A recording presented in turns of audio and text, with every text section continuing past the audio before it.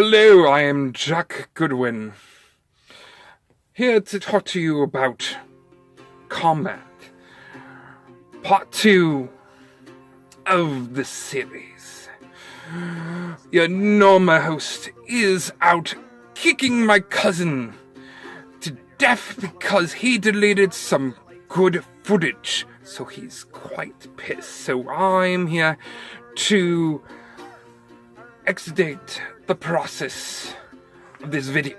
So, first, let's talk about mindset when you get into combat. It's important to have the right mindset. When you go into the battlefield, you must be ready.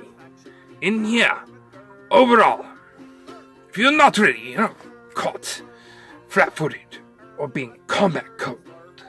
Combat code is when you're absolutely not ready. You're mentally like, what the hell? It's like all of a sudden, out of nowhere, someone just pops out of the bushes and just starts saying, surprise! So, and it's like, your action is, I'm not gonna fight. I'm more like want to run. But if you're stuck in a position where you're not ready and you're fighting, your combat performance is reduced drastically. So you are just like someone from a monster movie. Like Freddy Krueger just leaping out of nowhere. Or Jason Voorhees just goes, rah! Just sitting here, just slicing everything in sight. That's why they go down so horribly. And that's also part of the reason why the ones who are ready for combat are the ones to go down first, because all the rest will be easy pickings. So, to counteract that, you must put yourself into a ready state before you get on field to get your mind all ready. So, with that being said, also, you have to have a balance between offensive and defensive. Remember, put it on the 10 scale. Like 0 for the defensive and 10 for utterly aggressive. 10 is basically, you have a sword, you're swacking at them really violently, just swak, you're really not really thinking about your technique or how you're striking, and you're just swiping away. So, to counteract someone who's at 10 and you're at 0. 0 is for defensive. One of the most easiest defense is holding it out. The sword. Just holding the weapon out. And looking for an opportunity for you to counterattack and bap them good. And also, when you're on 0 and they are on 10, it's hard to find an opening. So you might need to increase it from 0 to maybe a 2. Look for your opportunity to whack them. And also, when they're full on at 10, they are vulnerable for someone to go up right behind them and stab them good. So they're more focused on destroying you than what's around them. Always be conscientious of your surroundings. So, almost never, go all the way to 10. 0, try not to be always 0. There's always exceptions to all the rules. Keep in mind, balance between offense and defense. Alright. Remember, footwork is also a key in combat. Stepping around the opponent is a really crucial skill. A lot of combat is footwork, positioning, your awareness of your surroundings. The sun is quite bright. You can have the sun at your back, so the opponent will be at a disadvantage when it's glaring right in the opponent's eyes. Then you can take the opportunity to bash him good. Of course, not in the head. Safety first. block them really, really good. Swiftly. It's one example of using your environment. And also, maybe slick spots. So tread carefully. There's multiple times where I'm battling, and all of a sudden, I slip. And when you're prone, oh goodness, you will regret it, and you will scramble on your feet. Certain abilities can make the opponents lose their footing or their weapons. So utilize them, all the abilities, wisely, correctly. Yes.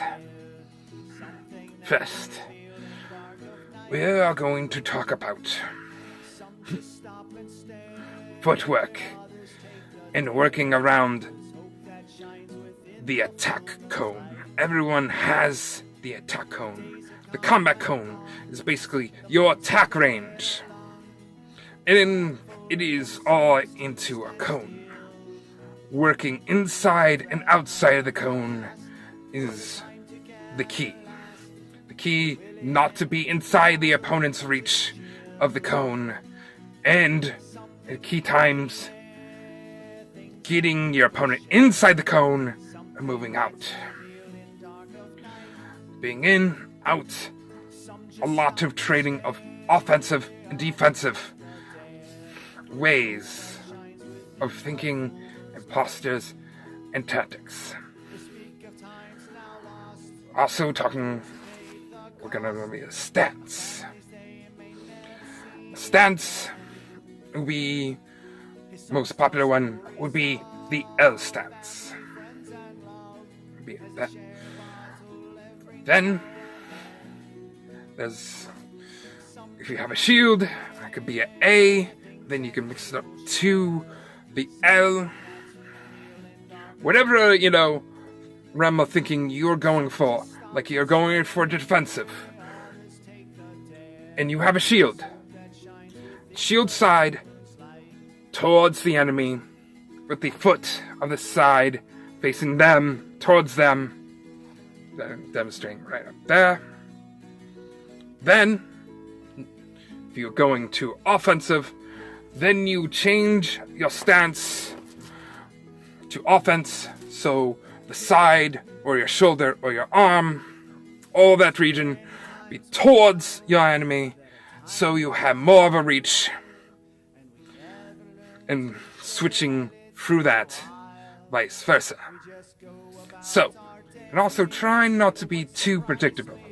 If you're going to be going up for the wind-up, they can definitely see that I am going for overhead hit. So they are definitely going to be like, oh, I am going to block it. That's telegraphing. Obvious, moves. They'll predict, and they will counter with a defensive, offensive mentality and tactics. And there's also ways to get around that.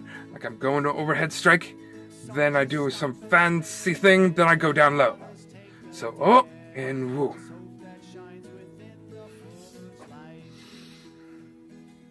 In a battle, you must not get too tired too quickly. Think about this for a moment. That when you go into battle, you only have so much money, you could say. So much money you can spend on certain actions. Or you can think about it as a stamina meter. That's what they have in video games. And this applies. Moving around too briskly will tire you out. Moving your arm, the full movement, also leaves you open and makes you more tired. Because more body parts you're moving, more you get tired. Having the elbow and wrist work more often than your shoulder. Extending upon that. And also, try not to keep yourself too open. Keep the blade right in about center mass of you, what side you are presenting, so you can easily defend with little effort. Little effort, maximum result. So you notice I am covering a lot of myself in the frame. Go ping, ping, so it's like, and a little bit of... When you are attacking, you are vulnerable to a counterattack. And you make a strike, and it doesn't make the mark. And there's a moment there where someone can counterattack and get a hit on you. So to minimize this, using footwork to avoid the strike, like take a step back, lean to the side, or when you're striking, you can use all your arm and your elbow and wrist simultaneously to get maximum distance for a short amount of time to minimize the counterattack. One of the good ways of thinking, the best strike your opponent's gonna be doing at you is the one that never gets near you. You can always parry, you can always dodge. Full attacks when your opponent is gonna be going down low, attacking your feet. That is gonna be demonstrated up here. You can always simply do a simple movement, like so. And now, we're gonna talk on the field with a good friend of mine, Cyrus. Thank you, Jack Goodwin. Alright, let's get to it. Now for defenses. Low, covering your torso, a little higher, then at an angle. When I say at an angle, if a strike hits, it goes down. And mirror image, have it up high, then this and this. For any low shots, you just simply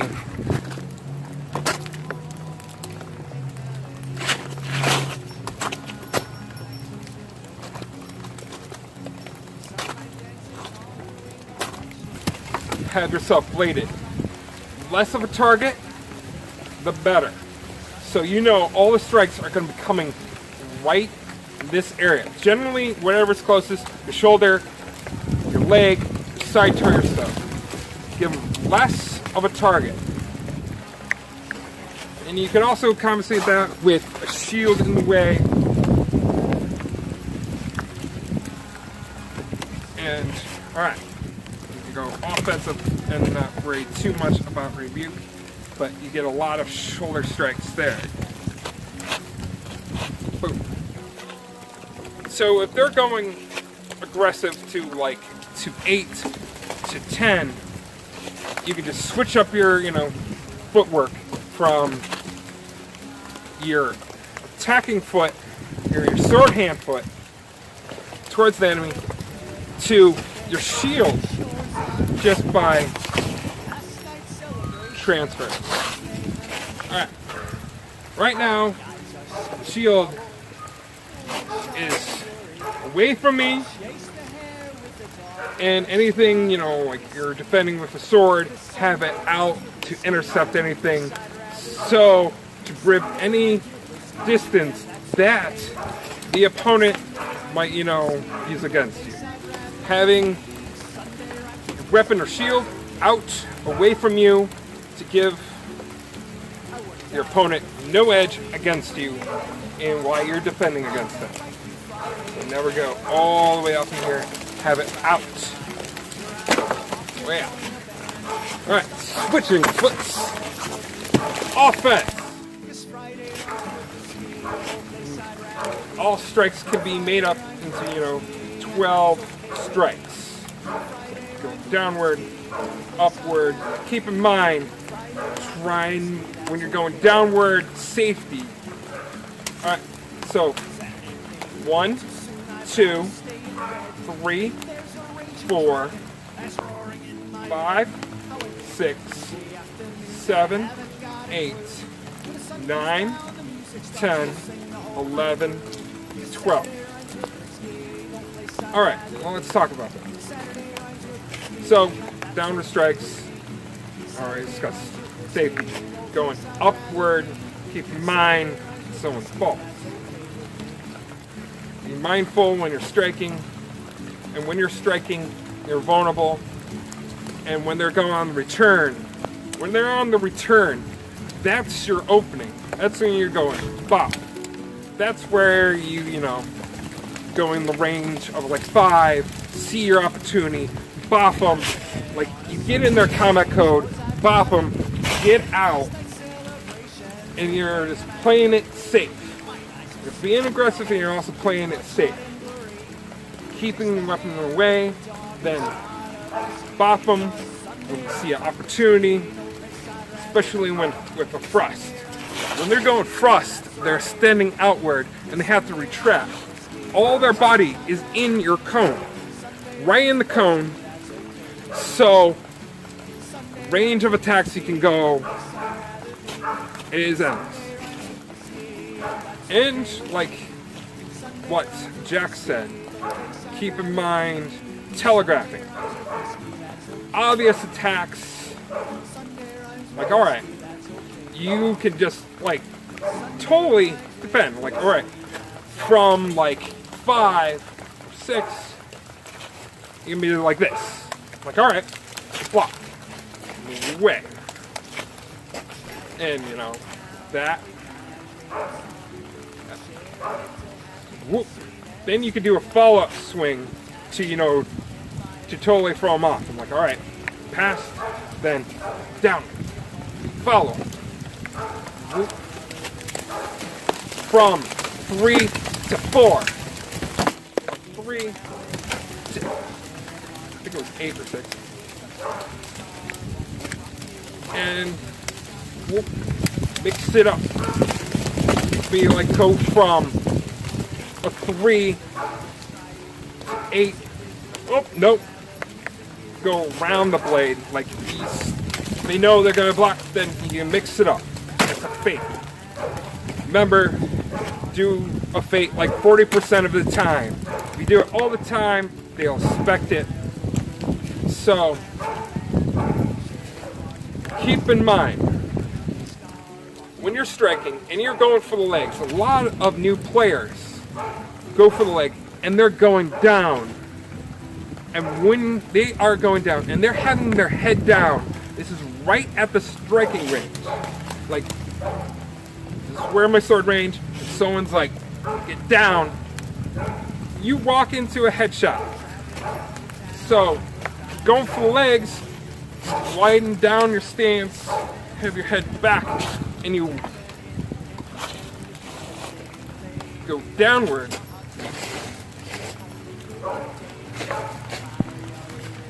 Also, when your sword is down, they can hit your sword down into you. From that, boom, boom, boom, boom. Check off the blade or bap it aside and get to the target. A lot of LARPs, they have regulation what qualifies as a legal swing and the frequency. Canar, the LARP I often go to, is 90-degree swings. 90 degrees. So that's the tempo and that's the range set for daggers or knives. They're just quick, stabby, and low damage kind of weapons. So, that information, I wish you good luck. Alright, I'm gonna try to be short and sweet. I hope you like the new direction I've been going with this video, and leave your comments, constructive criticisms, hopes, dreams, aspirations for your character down below. Share, like, and subscribe. That would be amazing. And also, if you like the music, there's a link down below of the Minstrels of Mayhem. I support them. You should support them. We should all support them. LARPers helping LARPers. Just help each other and be better. Be a better community. And that's part of the reason why I make these videos. And, like always, I just want to say, stay hydrated.